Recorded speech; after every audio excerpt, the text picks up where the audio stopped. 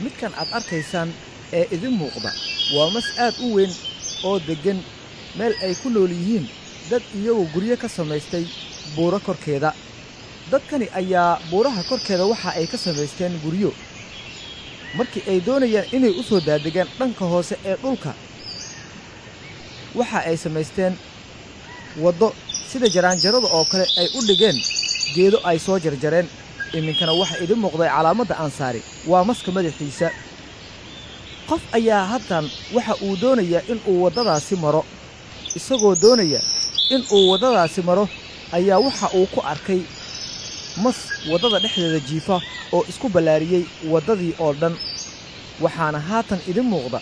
waa shakhsigaasi oo doonaya in uu ka gudbo waddada isagoo ka cabsanaya in uu waxyeello gaarsiiyo maska haatanna waxa uu ku jiraa in uu ka gambanayo maska isagoo doonaya in uu waddadaasi gudbo waxa ugu dambeeya hadda uu dhaafayo waa maska madaxiisa waa uu gudbay oo iminka waxa uu isku dayay in uu sii cararo